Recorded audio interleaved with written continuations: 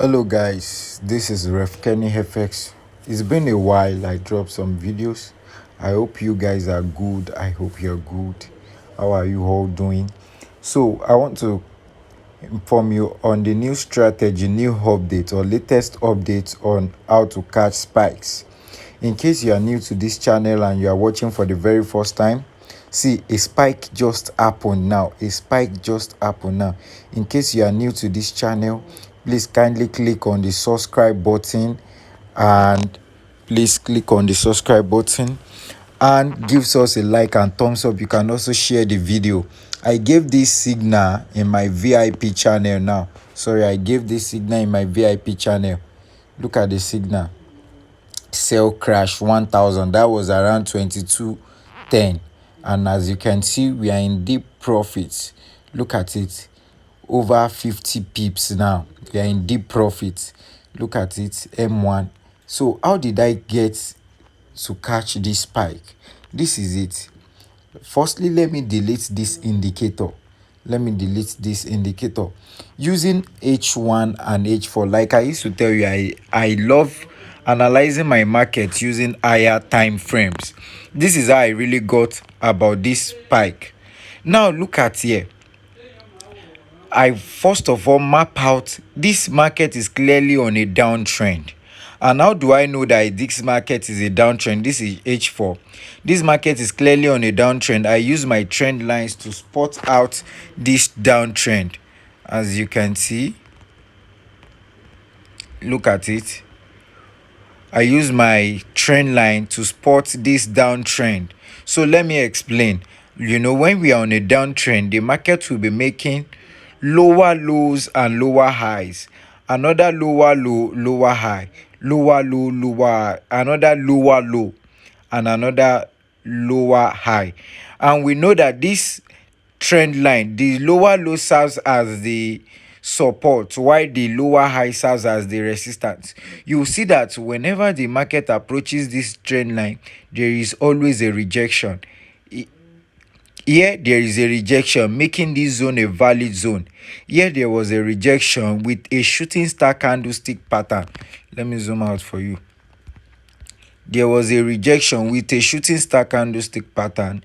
The market spiked. Now look at this place again. There was also a rejection because, and why did I even enter this trade? Look at this, my moving average 21. You would see that when the market approaches this moving average 21, I knew there was going to be a rejection.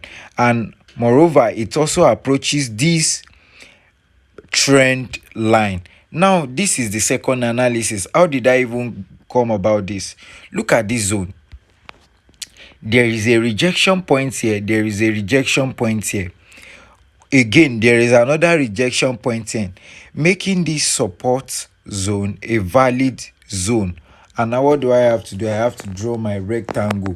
When I draw my rectangle, I stretch it out.